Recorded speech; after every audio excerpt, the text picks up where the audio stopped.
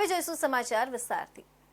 સચિનના પાલી વિસ્તારમાં જોખમી બિલ્ડિંગ ધરાશાયી થવાની દુર્ઘટનામાં આ બિલ્ડિંગ આખું ગેરકાયદે હોવાનું બહાર આવ્યા પછી સુડાના સમયમાં થયેલા ગેરકાયદે બાંધકામોનો મુદ્દો ફરી સપાટી પર આવ્યો છે। પાલિકામાં જૂન 2020માં પાલી વિસ્તારનો સમાવેશ કરાયો તે પહેલા ત્યાં અંદાજે 200 થી વધુ ગેરકાયદે બાંધકામો થઈ ગયા હતા। સચિન વિસ્તારમાં ગેરકાયદેસર બાંધકામોનો રાફડો ફાટી નીકળ્યો હોય એમ પરવાનગી વગરના કબજા રસીદવાળા ગ્રાઉન્ડ ફ્લોર વત્તા 2 માળ સુધીના બાંધકામોમાં છૂટછાટ અપાઈ છે, પરંતુ પાલીમાં તો 4-5 માળ સુધીના અનેક ગેરકાયદેસર બાંધકામો અધિકારીઓની રહેમ નજર હેઠળ તાણી દેવામાં આવ્યા હતા। પાલીની દુર્ઘટના પછી સફાળે જાગેલી પાલિકા હવે ગેરકાયદેસર બાંધકામોને સર્વે કરવા નીકળી છે। એકલ દોકલ મિલકતના માલિકોને ગેરકાયદેસર બાંધકામ સંદર્ભે નોટિસ ફટકારીને હિયરિંગ માટે બોલાવ્યા છે। આગામી દિવસોમાં ગેરકાયદેસર બાંધકામોનો સર્વે કરીને એક યાદી બનાવીને માલિકોને નોટિસ ફટકારવામાં આવશે અને ભવિષ્યમાં 2 માળથી ઉપરના તમામ ગેરકાયદેસર બાંધકામો પર તબક્કાવાર હથોડા ઝીંકવાની કામગીરી હાથ ધરાશે। નોંધનીય છે કે પાલિકાની અંદાજિત વસ્તી 15,000 છે। મોટાભાગે અહીં લેબરો વસવાટ કરે છે। પાલીની આસપાસ ઇન્ડસ્ટ્રીયલ વિસ્તાર હોવાથી અહીં મોટાભાગના બિલ્ડિંગો મજૂરો માટે ભાડેથી રહેવા બનાવાયા છે। મોટાભાગના બિલ્ડિંગના માલિકો શહેરમાં રહેતા હોય છે અને જે તે વખતે મજૂરો માટે બિલ્ડિંગ બનાવીને ભાડાની આવક મેળવવા રોકાણ કરાયું હતું, પરંતુ દુર્ઘટનાની પછી ગેરકાયદેસર બાંધકામનો મુદ્દે ઉછળતા હવે માલિકોની ઊંઘ હરામ થઈ ગઈ છે। દુર્ઘટનાગ્રસ્ત બિલ્ડિંગના માલિક અડાજણ રહેતા હોવાનું બહાર આવતા ગુનો દાખલ કરાયો હતો। નવી શરતની જમીનમાં કબજા રસીદવાળી મિલકતો હોવાથી બાંધકામ માટે પરવાનગી મળતી નથી, પરંતુ શહેરમાં આવી અનેક મિલકતો હોય તેની કાયદેસરતાનો મુદ્દો નીતિ વિષયક બાબત છે। પાલીમાં 2 માળથી ઉપરના ગેરકાયદેસર બાંધકામનો સર્વે શરૂ કર્યો છે, ત્યારબાદ ક્રમશઃ ગેરકાયદેસર વધારાના માળ તોડી નાખવામાં આવશે એવું સુરત મહાનગરપાલિકાના સૂત્રો દ્વારા જણાવી રહ્યું છે। સુરતમાં વધુ એક હિટ એન્ડ રનની ઘટના સામે આવી હતી। વેસુ કેનાલ રોડ પર બેફામ ગતિએ દોડી રહેલી ઓડી કારના ચાલકે 10 વાહન ચાલકોને અડફેટમાં લઈ લીધા હતા, જેમાં ગંભીર રીતે ઘવાયેલા 3ને 108 દ્વારા હોસ્પિટલમાં ખસેડવામાં આવ્યા હતા। આ ઘટનામાં સદનસીબે કોઈ જાનહાનિ થઈ ન હતી। સુરતમાં ગત રાત્રે વધુ એક હિટ એન્ડ રનની ઘટના સામે આવી હતી। વેસુ કેનાલ રોડ પર બેફામ ગતિએ ઓડીને દોડાવી રહેલા નશામાં ધૂત નબીરાએ 10 જેટલા વાહન ચાલકોને ઉડાડ્યા હતા, જેમાં 4 વ્યક્તિને ઈજા પહોંચી હતી, જેમાં 2 ઈજાગ્રસ્ત દીપક હરિચંદ્ર સિરાડે અને રામસિંહ ચૌધરીને ખાનગી હોસ્પિટલમાં દાખલ કરવામાં આવ્યા છે। હાલ બંનેની સારવાર ચાલી રહી છે। આ ઘટનામાં સદનસીબે કોઈ જાનહાનિ પહોંચી નથી, જોકે લોકોએ પીછો કરી નબીરાને પકડી પોલીસને સોંપ્યો હતો। ગત મોડી રાત્રે વેસુ કેનાલ આઇકોનિક રોડ પર જીડી ગોઈંકા સ્કૂલ નજીક બેફામ ગતિએ દોડી આવેલી ઓડી કારે GJ05 RT 5550 રોડની કિનારે ઉભેલી 8 થી 10 બાઇકને અડફેટે લઈ લીધી હતી, જેથી બાઇક સવાર અને આસપાસ ઊભા રહેલા લોકોને ગંભીર ઈજાઓ પહોંચી હતી। જોકે તેમ છતાંય નશામાં ધૂત ઓડી ચાલકે લોકોથી બચવા માટે ગાડી વધુ ગતિએ હંકારી હતી અને ભાગી ગયો હતો। અકસ્માત સર્જ્યા બાદ કારના ડાબા ટાયરમાં પંચર પડી જતા 150 મીટર આગળ જઈ ગાડી રોકાઈ ગઈ હતી। આ દરમિયાન એક્સિડન્ટની ઘટનાને લઈને લોકો કારનો પીછો કરી ત્યાં પહોંચી ગયા હતા અને ડ્રાઈવરને કારમાંથી બહાર ખેંચી લીધો હતો। ઘટનામાં ઘવાયેલા 2 લોકોને સ્થાનિકોએ 108 એમ્બ્યુલન્સને બોલાવીને હોસ્પિટલમાં સારવાર માટે મોકલી આપ્યા હતા। ગઈકાલ રાત્રે કેનાલ વોકવે રોડ પર એક બનાવ બનેલ છે। બનાવની હકીકત એવી છે કે પપ્પુ ચાની લારી પાસે એક ગાડી ચાલક જેનું નામ છે રિંકેશ ચંદ્રલાલ ભાટિયા, જે પોતે પૂર ઝડપે અને ગફલતભરી રીતે ચલાવતા હતા અને ચાની લારી પર ઉભેલા 3 બાઇકોને અડફેટે લીધા, જેમાં નાની મોટી ઈજા 4 જણને થઈ હતી, જે પૈકી દીપક હરિશ્ચંદ્ર શિરાડેને માથાના ભાગે તેમજ કાનના ભાગે વાગેલું છે, જે મૈત્રી હોસ્પિટલમાં એડમિટ છે, અને બીજા ભોગ બનનાર જે માણસો છે તે નાની મોટી ઈજાઓનો ભોગ બનેલ છે। તમામ સંપૂર્ણ ભાનમાં છે અને તેમના વિરુદ્ધ એટલે કે વાહન ચાલક વિરુદ્ધ પ્રોહિબિશન પીધેલા હોય પ્રોહિબિશનને લગત કાર્યવાહી કરવામાં આવેલ છે અને ડ્રંક એન્ડ ડ્રાઈવનો કેસ કરવામાં આવેલ છે। ઘટના અંગે પોલીસને જાણ થતાં થોડી વારમાં PCR વાન પણ પહોંચી ગઈ હતી અને કાર ચાલક રિકેશ ચંદનમલ ભાટિયાને પોલીસ સ્ટેશને લઈ ગઈ હતી। વધુમાં જાણવા મળેલી માહિતી મુજબ કાર ચાલકની પોલીસે ધરપકડ કરી ત્યારે તે નશામાં ધૂત હતો. પોલીસે મોડી રાતે તેની સામે ગુનો નોંધી કાર્યવાહી શરૂ કરી હતી. તાપી જિલ્લાના છેવાડાના તાલુકામાં આવેલા ગોવર્ધન સુગર ફેક્ટરીની બેદરકારીના કારણે ખેડૂતોને ભારે નુકસાની થવા પામી છે. સુગર ફેક્ટરીમાંથી દુર્ગંધયુક્ત કેમિકલવાળું પાણી છોડવામાં આવતા ખેડૂતોની મહેનત પર પાણી ફરી વળ્યું છે, જેના કારણે ખેડૂતોને ઊભા પાક, કપાસ, સોયાબીન, શેરડી જેવા પાકો ગુમાવવાનો વારો આવ્યો છે. તો બીજી તરફ નફ્ફતંત્ર આ બાબતે આંખ આડા કાન કરી રહ્યું હોવાનું લોકચર્ચા થઈ રહી છે. જગતના તાત ગણાતા અને અન્નદાતાની પરેશાની કોઈ સાંભળવા તૈયાર નથી તેવી સ્થિતિ કુકરમુંડા તાલુકામાં દેખાઈ આવી રહી છે. કુકરમુંડા તાલુકામાં આવેલ ગોવર્ધન શુગર ફેક્ટરીમાંથી છોડાવવામાં આવતું ગંદુ દુર્ગંધયુક્ત પાણીના કારણે ખેડૂતોના ઊભા પાકને ભારે નુકસાની થઈ રહી હોવાની માહિતી અને તેના દ્રશ્યો સામે આવ્યા છે. બીજી તરફ આ બાબતની ખેડૂતોએ સ્થાનિક મામલતદાર સહિત જવાબદાર તંત્ર વારંવાર રજૂઆત કરી છતાં પણ તંત્ર આ ખાડા કાન કરી ગોવર્ધન શુગર ફેક્ટરીને જાણે છાવરવા પાછળ હોય તેવું દેખાઈ આવી રહ્યું છે. હવે શુગર ફેક્ટરીથી પીડિત ખેડૂતને મોટી નુકસાની વેઠવાનો વારો પણ આવી રહ્યો છે. ત્યારે નફરત તંત્ર હવે ક્યારે જાગે છે અને શુગર ફેક્ટરી વિરુદ્ધ ક્યારે કાયદેસરની કાર્યવાહી હાથ ધરે છે તે જોવાનું રહ્યું છે. એક તરફ સરકાર અડીખમ ખેડૂતોના હિતમાં વાત કરે છે, તો બીજી તરફ તાપીના કુકરમુંડાના ખેડૂતોની વાત સાંભળવા બેરું તંત્ર તૈયાર નથી. ત્યારે સરકાર ખેડૂતોના હિતમાં કોઈ કાર્યવાહી કરે અને આ ગોવર્ધન શુગર ફેક્ટરી પર દંડકીય કાર્યવાહી કરી કોઈ નક્કર પગલાં ભરવામાં આવે તેવી ખેડૂતોની માંગ ઉઠી રહી છે. બીજી તરફ સરકારનું ગુજરાત પોલ્યુશન કંટ્રોલ બોર્ડની કાર્યવાહી પણ શંકાના દાયરામાં આવી રહી છે, કેમ કે ગંદકી ભર્યું દુર્ગંધયુક્ત પાણી ખેતરોમાં છોડવામાં આવતા લોકોના પાકને નુકસાની સાથે લોકોના આરોગ્યને પણ નુકસાની થઈ શકે છે અને આવી સ્થિતિમાં રોગચાળો ફેલાઈ શકે છે. ત્યારે આ માટે જવાબદાર જીપીસીબી બોર્ડના અધિકારીઓ ઓફિસની આરામદાયક ખુરશી પરથી ઉઠી લોકહિતનું કાર્ય કરે તે હવે જરૂરી બન્યું છે અને તે વિસ્તારના મામલતદાર અને પ્રાંત પણ ખેડૂતના હિતમાં કોઈ કાર્ય કરે છે કે નહીં તે હવે જોવાનું રહ્યું. અમે તાપી જિલ્લાની અંદર કુકરમુંડા ગામે ગોવર્ધન શુગર મિલ આવેલ છે, જે મિલ દ્વારા કેમિકલયુક્ત પાણી છોડવામાં આવેલ છે અને પરિણામે અમારા ખેડૂતોનો ઊભો મોલ સુકાઈ ગયો છે. એવા અસરગ્રસ્ત 500 થી 600 ખેડૂતો છે. તો એમને ન્યાય મળે, એમને પૂરું વળતર મળે. ને બીજી વસ્તુ કે આ વસ્તુને અમે 8 દિવસ થઈ ગયા, પરંતુ કોઈ સરકારી તંત્ર કે મિલ દ્વારા આના માટે કોઈ પણ જાતનો ઉકેલ લાવવાનો પ્રયાસ થયો નથી. માટે અમારા જિલ્લા કલેક્ટર સાહેબશ્રીને અને ગુજરાત પોલ્યુશન બોર્ડ કંટ્રોલ બોર્ડને અમારે વિનંતી છે કે આ બાબતમાં તેઓ દખલગીરી કરે અને આનો જે ખેડૂતોને જે કંઈ મુઆવજો છે એ તત્કાલ એમને ચૂકવવામાં આવે એવી નમ્ર વિનંતી છે. એક તરફ સરકાર ખેડૂતના હિતની વાત કરે છે તો કુકરમુંડાના ખેડૂતોની કોઈ વાત સાંભળતું નથી. ગોવર્ધન શુગર ફેક્ટરીમાંથી છોડવામાં આવતું કેમિકલયુક્ત ગંદુ પાણીના કારણે ખેડૂતોના પાકોને ભારે નુકસાની થઈ રહી છે. જાણે ગોવર્ધન શુગર ફેક્ટરીને છાવરવા તંત્ર લાગ્યું હોય તેવી લોકચર્ચા થઈ રહી છે. મોડલિંગના કપડાં લાઇક કરવાના ટાસ્ક પૂરા કરવાથી કમિશન આપવામાં આવશે તેવી લાલચ આપીને અલગ અલગ ટાસ્ક પેટે ફરિયાદી પાસેથી 19,79,550 રૂપિયા પડાવી લેનાર આરોપીઓની સુરત સાયબર સેલે ધરપકડ કરી છે. 3 આરોપી પૈકી અંકુશ નામના બેંક એકાઉન્ટને લઈ આંધ્રપ્રદેશ, છત્તીસગઢ, દિલ્હી સહિત ગુજરાત સહિત અન્ય રાજ્યોમાં કુલ 14 ફરિયાદ નોંધાઈ છે. ઓનલાઈન ટાસ્ક કમ્પ્લીટ કરવાનું જણાવી ઉચ્ચ વળતર આપવામાં આવશે તેવી ભ્રામક જાહેરાતોથી સાવચેત રહેવું. અજાણ્યા વ્યક્તિ દ્વારા SMS, ઈમેલ, ટેલિગ્રામ ઉપર મોકલવામાં આવેલા અજાણી શંકાસ્પદ લિંક પર ક્લિક કરશો નહીં. ઓનલાઈન ટાસ્ક કમ્પ્લીટ કરવાનું જણાવી ઉચ્ચ વળતર આપવામાં આવશે તેવી ભ્રામક જાહેરાતોથી સાવચેત રહેવું. તમને જણાવી દઈએ કે ફરિયાદીને મોડલિંગના કપડા પર લાઇક કરવાનો ટાસ્ક આપ્યો હતો.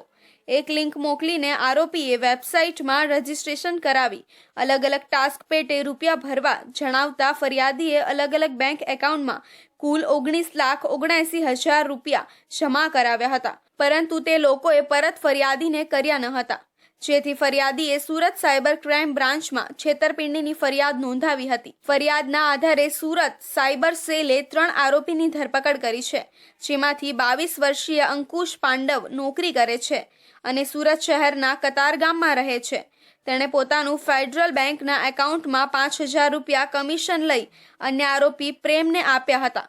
આરોપીના બેંક એકાઉન્ટ ઉપર આંધ્રપ્રદેશમાં 1, છત્તીસગઢમાં 1, દિલ્હીમાં 1, ગુજરાતમાં 1, કર્ણાટકમાં 1, કેરળમાં 1, મધ્યપ્રદેશમાં 2, મહારાષ્ટ્રમાં 1, તેલંગાણામાં 3 મળી 14 ફરિયાદ નોંધાયા છે. આ બેંક એકાઉન્ટમાં તારીખ 28 ડિસેમ્બર 2023થી લઈ 29 માર્ચ 2024 સુધીમાં કુલ 29,70,970ના ટ્રાન્ઝેક્શન પોલીસ તપાસમાં બહાર આવ્યા છે. આ જ પ્રકરણના અન્ય એક આરોપી પ્રેમ ડાભીની ઉંમર 19 વર્ષ છે અને હીરા મજૂરી કરે છે. તે સુરત શહેરના કતારગામ વિસ્તારમાં રહે છે. તેને આરોપી અંકુશ પાસેથી 5,000 કમિશન લઈ આરોપી રાજને આપ્યા હતા. ત્રીજા આરોપી રાજ ગાંધી 26 વર્ષથી છે અને નોકરી કરે છે. તે પણ કતારગામમાં જ રહે છે. તેને આરોપી પ્રેમ પાસેથી આરોપી અંકુશનું બેંક એકાઉન્ટ 10,000 કમિશન લઈ મોહમ્મદ શોએબ અયુબ ચેકને આપ્યા હતા. રાજ ગાંધીની અને મોહમ્મદ શોએબે અગાઉ સાયબર ક્રાઇમ દ્વારા છેતરપિંડીના ગુનામાં પકડાઈ ચૂક્યા છે. ટાસ્ક ફ્રોડ ફરિયાદીને આપવામાં આવ્યો હતો, જે અંતર્ગત ફરિયાદી સાથે લગભગ 19 લાખ જેટલી મોટી રકમની છેતરપિંડી આચરવામાં આવી હતી. એમાં ફરિયાદીને અલગ અલગ પ્રકારના ટાસ્ક આપવામાં આવ્યા હતા, જેમાં મોડેલિંગના ફોટા અને એમ રિવ્યૂ કરવા માટે એમને એક લિંક મોકલવામાં આવી હતી અને એના બદલામાં એમને સારું એવું કમિશન મળશે એ પ્રકારની લાલચ આપવામાં આવી હતી. શરૂઆતમાં ફરિયાદીને 2,450 જેટલા રૂપિયા એમને કમિશન આપીને એમને લાલચ આપીને લગભગ ત્યાર પછી અલગ અલગ બહાના હેઠળ 19,79,550 રૂપિયા જેટલી રકમ એમની પાસેથી ટાસ્ક ફ્રોડના ઓથા હેઠળ પડાવવામાં આવેલ હતી. સદર ગુનાની અંદર સુરત સિટી સાયબર સેલ દ્વારા 3 આરોપીઓની ધરપકડ કરવામાં આવી છે. સાયબર ક્રિમિનલ્સ દ્વારા ઓનલાઈન સોશિયલ મીડિયા પર જાહેરાત આપવામાં આવે છે અથવા SMS, WhatsApp, Telegram દ્વારા ઘરે બેઠા કમાવવા માટે મેસેજ મોકલવામાં આવે છે. ઓનલાઈન ટાસ્ક રિવ્યૂ લાઇક્સ પૂરા કરવાથી પ્લાન મુજબ વળતર મળશે તેમ જણાવવામાં આવે છે. શરૂઆતમાં ઓછી રકમના પ્લાનમાં ટાસ્ક પૂરા કરવાથી વળતર આપવામાં આવે છે. ત્યારબાદ પ્રીમિયમ VIP પ્લાનમાં એડ થવાથી વધુ વળતર મળશે તેવું જણાવવામાં આવે છે. પ્રીમિયમ VIP પ્લાન લીધા બાદ ટાસ્ક પૂરો કરતા સમયે નવા ઓર્ડર ટાસ્ક જનરેટ કરી વધુ નાણાં પડાવવામાં આવે છે અને છેતરપિંડી કરવામાં આવે છે. સુરત સાયબર ક્રાઇમ બ્રાન્ચે આ કેસમાં અલગ અલગ બેંક એકાઉન્ટોમાં રૂપિયા 10 લાખ ફ્રીઝ કરવામાં આવ્યા છે.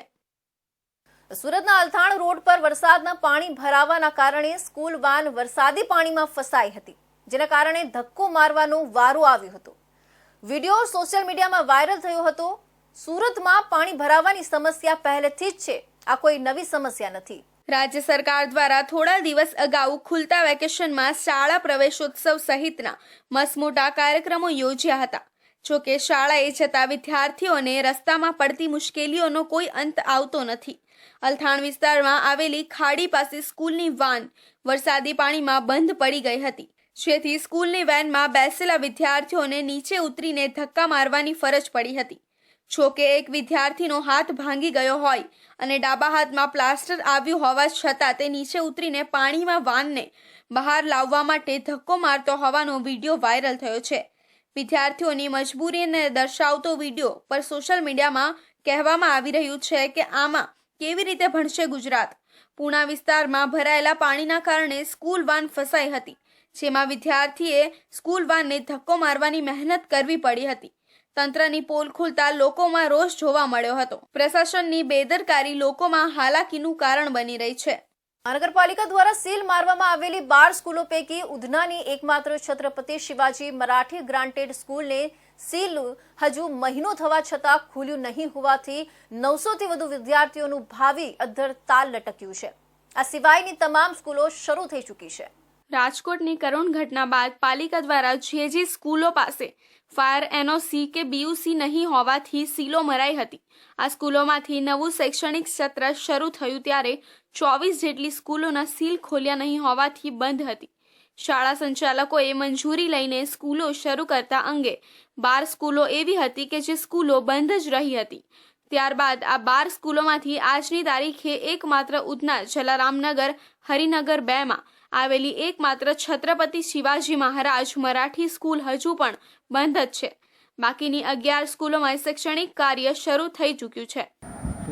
નહીં, આ તદ્દન ખોટી વાત છે સાહેબ. અને પછી અમે આટલા દિવસથી જે 13 તારીખથી સ્કૂલ ખુલેલી છે, વાલીઓનો વિદ્યાર્થીઓનો રોજ આપણી જગ્યા હતો જ, પરંતુ એમાં અમે એમને કાયદાકીય જોગવાઈઓની સમજ આપેલી કે કઈ કારણથી આ સ્કૂલ બંધ છે. ટ્રસ્ટે એમાં ઇન્વોલ્વ હતું, શાળા પરિવાર કે સ્ટાફ મારો, એમાં અમારી એક જ ઈચ્છા હતી કે વિદ્યાર્થીઓનું શિક્ષણ ન બગડે, એનું ભવિષ્ય ન બગડે. અમારી લાગણી એક જ હતી કે ભાઈ વિદ્યાર્થીઓને હિતમાં, એક શિક્ષણના હિતમાં શાળા ખોલવી જોઈએ. અને પણ એ પણ આપણું અમે કાયદાકીય રીતે જ આ સ્કૂલ ખોલવાની માગણી કરતા હતા. અને એના કારણે આપણે આટલા દિવસ સુધી વાલીઓને અને વિદ્યાર્થીઓને અમારું રિક્વેસ્ટ હતું કે જે પણ નિર્ણય આવશે એક પરમાનન્ટ અને સુખદ નિર્ણય આવે તો જ આપણી શાળા ખુલશે. સૌથી મોટી વાત એ છે કે આ ગ્રાન્ટેડ સ્કૂલ છે. નવું શૈક્ષણિક સત્ર શરૂ થયા પછી પણ મહિનો થવા છતાં આ સ્કૂલ શરૂ થઈ શકી નથી. આથી આ સ્કૂલોમાં ધોરણ 10 અને 12 બોર્ડમાં ભણતા વિદ્યાર્થીઓ સહિત 900થી વધુ વિદ્યાર્થીઓનું ભાવિ ભવિષ્ય અધ્ધર લટક્યું છે. સુરતની એકમાત્ર સ્કૂલ જ બંધ છે અને તે પણ ગ્રાન્ટેડ સ્કૂલ હોવાથી આ સ્કૂલો આગામી દિવસોમાં શરૂ કરવા માટે શાળા સંચાલકો મરણિયા બન્યા હોવાનું જાણવા મળ્યું છે. સ્કૂલનો વિવાદ જો ચાલુ છે. અમારી સોસાયટીની સીઓપી જગ્યા છે, છત્રપતિ શિવાજી સ્કૂલ છે, જે અમારી સોસાયટીના સીઓપી જગ્યા પર આવેલી છે. એ હાઈકોર્ટનો ચુકાદો છે 2022માં કે સીઓપીની જગ્યા પર કોઈ બાંધકામ થશે નહીં, તો પણ આ લોકો ગેરકાયદેસર બાંધકામ કરીને સીઓપીની જગ્યા હડપવામાં આવે છે. હાલ શું બનાવ બન્યો છે? હાલ આજે એ બનાવ બન્યો છે કે સવારે સ્કૂલના વિદ્યાર્થીઓ ભેગા થાય છે, સર લોકો પોતે ભેગા કરે છે ને એમની હાજરીમાં જ આજે સ્કૂલની ગ્રીલની સીલ તોડવામાં આવેલી છે, જે લોક લગાવેલ તે તોડવામાં આવેલા છે. અને સર લોકો જ એમને ઉપસાવે છે. સર લોકો પોતે બેસેલા હતા ઓફિસમાં, એમના કહેવાથી જ આ વિદ્યાર્થી લોકો સીલ તોડી છે. એમની અમારી પાસે પ્રૂફ પણ છે. હાલ તમારી કે સોસાયટીની શું માંગ છે? અમારી એ જ માંગ છે કે આ જલ્દીમાં જલ્દી આ વિદ્યાર્થીનું ભવિષ્ય બગડે નહીં, એના માટે અમને બીજી જગ્યા બીજી સ્કૂલમાં શિફ્ટ કરો કે જેવી રીતે એમનું ભવિષ્ય બગડે નહીં અને એમને બીજી જગ્યા સરકારી સ્કૂલમાં એડમિશન મળે તેવી અમારી માંગણી છે. સ્કૂલ પ્રશાસનની હાજરીમાં નાના બાળકો પાસેથી ઉશ્કેરણી કરાવી એસએમસી દ્વારા સીલ કરાવવામાં આવેલા શાળાના દરવાજા તોડી પાડવામાં આવ્યા હતા. સ્કૂલ પ્રશાસન દ્વારા સોસાયટીના કોમન પ્લોટ પર ગેરકાયદેસર કબજો કરી સ્કૂલ બનાવી દેવામાં આવી હતી. સોસાયટીના રહીશો હાઈકોર્ટ ગયા અને સ્કૂલ બંધ કરવાનો ઓર્ડર લાવ્યા હતા. સુરતમાં હીરા ઉદ્યોગકારે રત્ન કલાકારો બેરોજગાર નથી આ પ્રકારનું નિવેદન આપતા સુરત હીરા માર્કેટમાં ચર્ચાનો વિષય બન્યો છે. આ જ મુદ્દાને લઈને ડાયમંડ વર્કર યુનિયન મેદાનમાં આવ્યું છે અને કોઈ રત્ન કલાકાર બેરોજગાર નથી તેવા નિવેદનને વખોડી કાઢ્યું હતું. હીરાનગરી સુરતમાં છેલ્લા ઘણા સમયથી મંદીના વાદળો ઘેરાયેલા જોવા મળી રહ્યા હતા. છેલ્લા થોડા સમયથી હીરા ઉદ્યોગ રાબેતા મુજબ શરૂ થયો છે, પરંતુ હજુ ઘણા એવા નાના યુનિટો છે જે હજુ સુધી યોગ્ય રીતે શરૂ થઈ શક્યા નથી, જેના લીધે અનેક રત્ન કલાકારો બેરોજગાર થયા છે. સુરતમાં હાલ ડાયમંડ બુર્સ શરૂ કરવા માટે થઈને અનેક પ્રયાસો ચાલી રહ્યા છે. તેવામાં ડાયમંડ વાઇસ પ્રેસિડેન્ટ દ્વારા રત્ન કલાકારને લઈને એક નિવેદન આપવામાં આવ્યું હતું. રત્ન કલાકારો કોઈ બેકાર છે જ નહીં, કારણ કે રિયલનો ધંધો પણ છે અને લેબરનો ધંધો છે. કોઈ રત્ન કલાકારો કોઈ ઘરે બેઠો એવો દાખલો નથી. જેમાં તેમણે જણાવ્યું હતું કે રત્ન કલાકારો બેરોજગાર થયા જ નથી. આ પ્રકારનું નિવેદન આપવાની સાથે જ ડાયમંડ વર્કર યુનિયનના ઉપપ્રમુખે હીરા ઉદ્યોગકાર અને ડાયમંડ બુર્સના પ્રેસિડેન્ટ લાલજી પટેલ સામે રોષ ઠાલવ્યો હતો અને જણાવ્યું હતું કે વર્ષ દરમિયાન અનેક રત્ન કલાકારો બેરોજગાર થયા છે, જેને લીધે અનેક રત્ન કલાકારોને આર્થિક સંકળામણનો પણ સામનો કરવો પડ્યો છે. તેમના સુધી અનેક ફરિયાદો પણ આવી છે. હાલની અંદર સોશિયલ મીડિયાના માધ્યમથી એક વિડીયો અમે વાયરલ થયો છે. એમાં ડાયમંડ બુર્સના વાઇસ ચેરમેન લાલજીભાઈ ઉગામેડી, ધર્મનંદન ડાયમંડના પોતે માલિક પણ છે, એમના દ્વારા એવું નિવેદન આપવામાં આવ્યું છે કે રત્ન કલાકારો હાલની પરિસ્થિતિમાં કોઈ બેરોજગાર નથી. તો હું આ નિવેદનને સખત શબ્દોમાં વખોડું છું અને લાલજીભાઈ પટેલને એટલું જ કહેવા માગું છું કે ગ્રાઉન્ડ રિયાલિટી ચેક કર્યા વગરના આવા નિવેદન ન આપો, કારણ કે અત્યારે 2 વર્ષ થયા રત્ન કલાકારો હીરા ઉદ્યોગ મંદીના માર સહન કરી રહ્યો છે. અસંખ્ય રત્ન કલાકારો સુસાઇડ, 45 જેટલા રત્ન કલાકારો 1 વર્ષની અંદર સુસાઇડ કર્યા છે. અસંખ્ય રત્ન કલાકારો બેરોજગાર બન્યા છે. તો આવા પાયા વગરના નિવેદનો આપી અને પોતાના ડાયમંડ બુર્સનું નામ ખરાબ ન કરો, કારણ કે ડાયમંડ બુર્સ એ આવનારા દિવસોની અંદર સુરતની આનબાન અને શાન બનવાનું છે. મહત્વનું એ છે કે અત્યાર સુધીમાં 45 જેટલા રત્ન કલાકારોએ આપઘાત પણ કરી લીધો છે. તેમણે કટાક્ષ કરતા કહ્યું હતું કે એસીની ઓફિસમાં બેસનારાઓ વેપારીઓ રત્ન કલાકારોનું દર્દ નહીં સમજે. તેમને આપેલા આ નિવેદનને ડાયમંડ વર્કર યુનિયનના ઉપપ્રમુખ ભાવેશ ટાંકે વખોડી કાઢ્યું હતું. સુરતમાં આપઘાતના બનાવોમાં સતત વધારો થઈ રહ્યો છે, ત્યારે ગોળાદરા વિસ્તારમાં રહેતા કાપડના એક વેપારીએ સુસાઇડ નોટ લખીને આપઘાત કરી લીધો હતો. વેપારીએ સુસાઇડ નોટમાં લખ્યું કે એજન્ટ દ્વારા વધારે વ્યાજવાળી લોન લઈ લેવામાં આવી હતી. ત્યારબાદ લોનના હપ્તા ન ભરવામાં આવતા હોવાથી બેંક દ્વારા પ્રેશર કરવામાં આવતું હતું, ફોન કરવામાં આવતા હતા, જેથી ઇજ્જત માટે આ પગલું ભર્યું હોવાનું સામે આવ્યું છે. મળતી માહિતી પ્રમાણે ઘોડાદરા વિસ્તારમાં 45 વર્ષીય રાજેન્દ્ર ચૌહાણ પરિવાર સાથે રહેતા હતા. પરિવારમાં પત્ની અને 2 દીકરા છે. રાજેન્દ્રભાઈ રિંગ રોડ ખાતે આવેલી આદર્શ માર્કેટમાં કાપડનો ધંધો કરતા હતા. ધંધામાં નુકસાન જવાના કારણે તેમણે લોન લેવાનું નક્કી કર્યું હતું. 2 જેટલા એજન્ટ દ્વારા વધારે વ્યાજવાળી લોન લઈ લેવામાં આવી હતી. હપ્તા ચૂકતે થઈ રહ્યા ન હતા અને બેંક દ્વારા પ્રેશર કરવામાં આવતું હતું. ધંધામાં નુકસાન અને લેવામાં આવેલી લોનના હપ્તા ચૂકતે ન થતા અને આર્થિક સંકળામણ અનુભવતા રાજેન્દ્ર ચૌહાણે અંતિમ પગલું ભરી લીધું હતું. રાજેન્દ્ર ચૌહાણ અનાજમાં નાખવાની દવા પીને આપઘાત કરી લીધો હતો. ત્યારબાદ તેમને હોસ્પિટલ ખસેડવામાં આવ્યા હતા. મામલે પોલીસ દ્વારા વધુ તપાસ કરવામાં આવી રહી છે. કાપડ વેપારીએ સુસાઇડ નોટમાં લખ્યું કે 2018થી વેપારમાં નુકસાન થયું હતું, જેથી આર્થિક સ્થિતિ કથળી રહી હતી. મને બેંકમાંથી ઉઘરાણી માટે વારંવાર કોલ આવી રહ્યા હતા, જેથી ઇજ્જત બચાવવા માટે મેં આ પગલું ભર્યું છે. IIFLમાંથી લોન મેં નહીં પરંતુ કલ્પેશ સોનીએ કહ્યા વગર વધુ રેટ સાથે લોન લીધી હતી. કલ્પેશને રૂપિયા આપી દેવા કહ્યું હતું, પરંતુ બાદમાં તેણે મારા ફોન ઉઠાવવાનું બંધ કરી દીધું હતું. કલ્પેશને ઘણી વખત કહ્યું હતું, પરંતુ તે કંઈ કરતો નહોતો. મેં અગાઉ પણ લોન બેંકમાંથી લોન લીધી હતી, પરંતુ હપ્તો ક્યારે મિસ કરતો નહીં. પરંતુ વેપારમાં નુકસાન વધુ જવાથી અને હપ્તા ન ભરી શકવાથી હું આ પગલું ભરું છું. મારા પરિવારના લોકોને પરેશાન કરતા નહીં, એવું લખીને તેણે પ્રેશરમાં આવીને આપઘાત કર્યો હતો. હાલ પોલીસે સુસાઇડ નોટના આધારે વધુ તપાસ હાથ ધરી છે. જ્યારે આ મામલે દુષ્પ્રેરણાનો ગુનો નોંધવાની પણ સાચવીજ હાથ ધરવામાં આવી હોવાનું જાણવા મળ્યું છે. आज सुबह की घटना है 9:30 बजे की.